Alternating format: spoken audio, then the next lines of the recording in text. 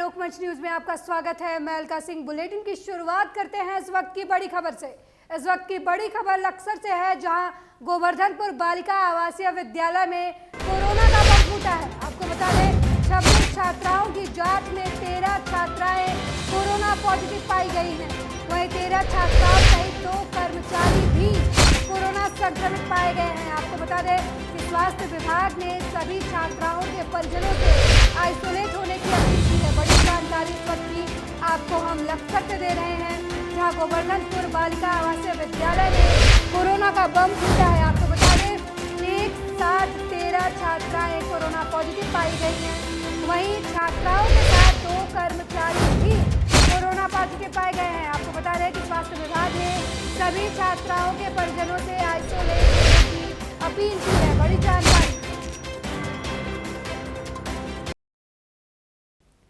अगली खबर बिहार से है, जहां कोरोना से बिगड़ते हालात पर सीएम नीतीश कुमार ने हाई लेवल मीटिंग बुलाई है। सीएम नीतीश आज शाम 4 बजे पटना के सचिवालय सभागार में तमाम वरीय अधिकारियों सहित वरिष्ठ नेताओं के साथ मौजूदा हालात पर चर्चा करेंगे।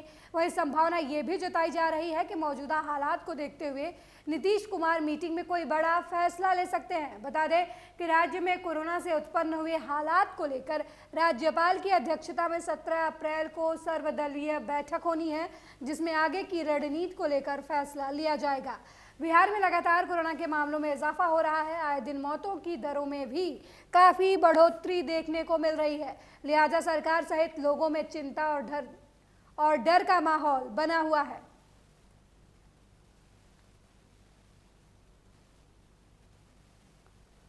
अगली खबर उत्तर प्रदेश से है, जहां जामा मस्जिद के शाही इमाम सैयद अहमद बुखारी ने कोरोना संक्रमण को लेकर देशवासियों को संदेश दिया है। अपने संदेश में उन्होंने कहा है कि दिल्ली और आसपास के क्षेत्रों के हालात बेहद खराब हैं। कब्रिस्तानों में मैयतें बहुत ज़्यादा हैं और कब्र खोदने वालों की संख्या बहुत कम है। ये फिर से करना पड़ेगा, ये उत्तर प्रदेश से नहीं, ये दिल्ली से खबर है सर।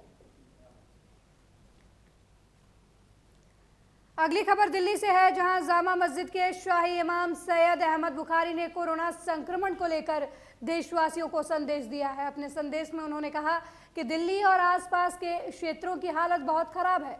कब्रिस्तानों में मैयतें बहुत ज़्यादा हैं और कब्र खोदने वालों की संख्या बेहद कम है। लोग कोरोना संक्रमण को गंभीरता से नहीं ले रहे। उन्होंने कहा कि नमाज के दौरान मास्क पहने और सोशल डिस्टेंसिंग का पालन करें। अल्लाह मुल्क और आवाम को कोरोना से महफूज रखे।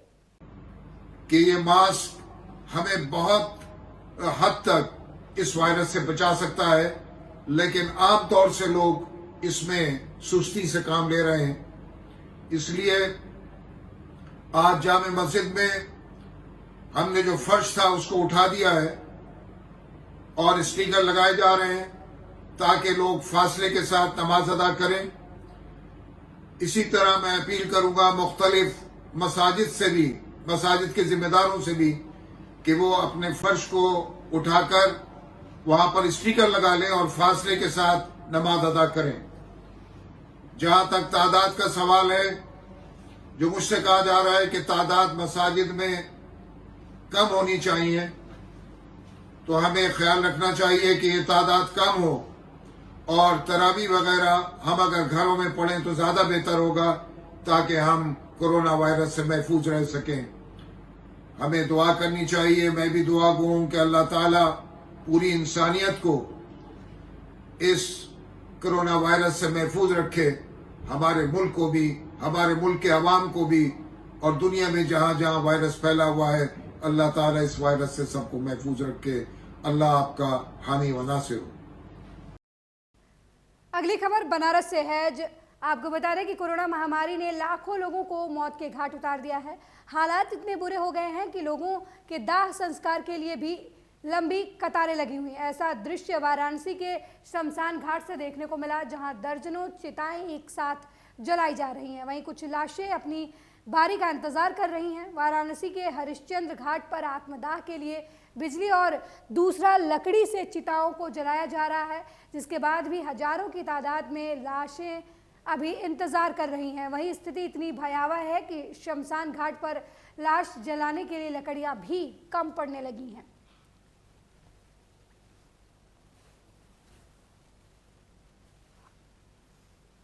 अगली खबर नोएडा से है, जहां गौतम बुद्ध नगर पुलिस कमिश्नर आलोक सिंह ने सभी थानों को कोरोना की स्थिति से लड़ने के लिए अलर्ट किया है। पुलिस कमिश्नर आलोक सिंह खुद सभी थाना इंचार्ज और पूरी पुलिस फोर्स के साथ सड़कों पर गश्त करते हुए नजर आए।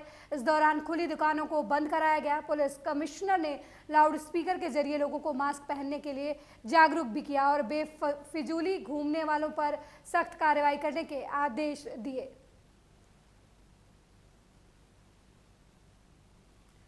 अगली खबर उत्तराखंड के देहरादून से है, जहां कोरोना के बढ़ते मामलों को देखते हुए तीरथ सिंह सरकार ने गाइडलाइन जारी की है। नई गाइडलाइन के अनुसार अब रात 10:30 बजे से सुबह 5 बजे तक नाइट कर्फ्यू लगा रहेगा। वहीं मुख्यमंत्री ओम प्रकाश ने स्विमिंग पूल, स्पा सेंटर और कोचिंग सेंटर बंद रखने के आदेश दिए हैं। इसके साथ ही सिनेमा हॉल, बार और रेस्टोरेंट को 50% क्षमता के साथ संचालित करने पर जोर दिया गया है। वहीं रुड़की क्षेत्र में बढ़ते कोरोना मामलों को लेकर अब रामपुर स्थित सब्जी मंडी प्रशासन भी सख्त हो गया है। मंडी प्रशासन ने बिना मास्क के मंडी में प्रवेश पर रोक लगा दिया है। बता दें कि इलाके में लगातार कोरोना के मामले बढ़ते जा रहे हैं।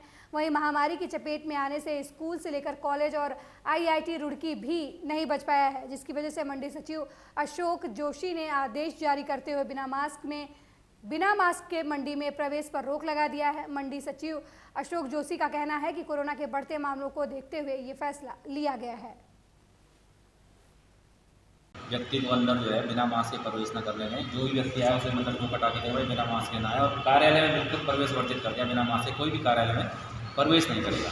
अंदर अभी भी काफ़ी दुकानदार हैं जिन्होंने मास्क नहीं लगाया है, और हमने सबको रिटर्न में भी और मौखिक भी हमने आधे से घुमाते सभी व्यापारियों के लिए कि भाई आप अपनी जिम्मेदारी, साथ में हमारे जो कर्मचारी हैं दुकान पे, किसी को भी बिना मास्क ना है। मैंने रिटर्न में भी आदेश घुमा दिया और मौखिक भी जो है प्रचार करवा दिया इस चीज़ का। तो सैनिटाइज वगैरह की कोई व्यवस्था? सैनिटाइज हम करवा रहे हैं मंडी बंद होने के बाद। अगली खबर उत्तर प्रदेश के हरदोई जिले से है, जहां पंचायत चुनाव के पहले चरण के मतदान के दौरान अराजकता की तस्वीरें देखने को मिली हैं, जिसमें चुनाव के दौरान उपद्रवियों ने मतपेटी पर पानी डालने के साथ मतदान केंद्र पर पथराव और तोड़फोड़ की। इसके बाद उपद्रवियों ने SP और पुलिस बल पर हमला भी किया, जिसमें आधा दर्जन पुलिसकर्मी घायल हो गए। वहीं पुलिस ने अपने बचाव के लिए हवाई फायरिंग की। हालांकि पुलिस ने इस बात बैलेट बॉक्स पर पानी डालने की बात से सफाई इनकार किया है। पुलिस ने कहा कि अतरजी मतदान केंद्र पर चुनाव सकुशल संपन्न कराया जा चुका है और कानून व्यवस्था की स्थिति सामान्य है। हुआ था वही तो बवाल हुआ, वही उसी में ईटा पत्थर चलने लगा। पहले पता ना हम लोगों को आने से पहले क्या हुआ था क्या नहीं हुआ था। जब हम लोग आए हैं बस तुरंत वही एक को पकड़ा गया, तो उसी पर फिर ईटा पत्थर चलना शुरू हो गया। क्या नाम है सर आपका? ACP जनार्दन यादव। पत्थरबाजी वहाँ होने लगी और उसमें एडिशनल SP साहब के हाथ में चोट आई और कई कांस्टेबल के सिर में चोट आई है। इसके बाद हम सभी लोगों ने वहाँ पे व्यवस्था शांति स्थापित की और मतपेटिका और पोलिंग पार्टी सुरक्षित वहाँ से निकालकर ले आए। मतदान कंप्लीट हो चुका है। इतने बड़े हादसे के बाद अभी तक गिरफ्तारी कितने लोगों की है? अभी इसकी विधिक कार्रवाई चल रही है, इसकी जानकारी बाद में प्राप्त हो पाएगी।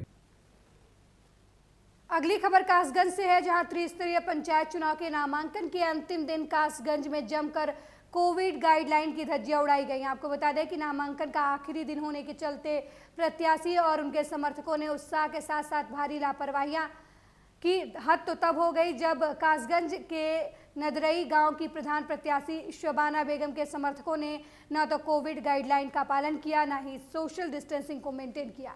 इतना ही नहीं, लोगों के चेहरे पर मास्क भी नहीं नजर आया। साथ ही प्रत्याशी के समर्थकों ने अपने फोटो वाली टी-शर्ट पहनाकर चुनावी गाइडलाइन की अवहेलना की। अगली खबर हाथरस से है, जहां सहपऊ के गांव थरौरा से फर्जी चुनाव की कोशिश करने के आरोप में एक प्रत्याशी के नजदीकी को पुलिस ने हिरासत में लिया है। इसके बाद जैसे ही ग्रामीण को सूचना मिली तो वो आक्रोशित हो गए और थाने पर हमला करके जमकर तोड़फोड़ मचाई। बताया जा रहा है कि ग्रामीणों का थाने में ये तांडव काफ़ी देर तक चलता रहा। जब इस बात की जानकारी जिले के पुलिस प्रशासन के आला अधिकारियों को हुई तो तत्काल कई थानों के फोर्स के साथ मौके पर पहुंच गए, जिन्हें देखकर उपद्रवी भाग गए। ग्रामीणों का ये आरोप है कि प्रत्याशी के नज़दीकी को पुलिस थाने लाकर मारपीट रही है। उसी को लेकर हालात गंभीर हो गई है। आपको बता दें कि युवक के गंभीर होने की सूचना पर ही ग्रामीण आक्रोशित हुए हैं। वहीं पुलिस ने ग्रामीणों के आरोपों की जांच करते हुए उपद्रवियों को चिन्हित कर उचित कानूनी कार्रवाई करने की तैयारी कर रही है। आज दिनांक 15 अप्रैल की रात्रि करीब 8 बजे थाना क्षेत्र सहपऊ के ग्राम थरौरा निवासी कुछ लोगों द्वारा थाना सहपऊ पर पथराव की घटना की गई है, जिसमें कुछ कुर्सियां टूट गई तथा एक पुलिसकर्मी के सर पर चोट आई। इस सूचना पर तत्काल कई थानों की फोर्स तथा उच्चाधिकारियों द्वारा मौके पर पहुंचकर जांच की गई।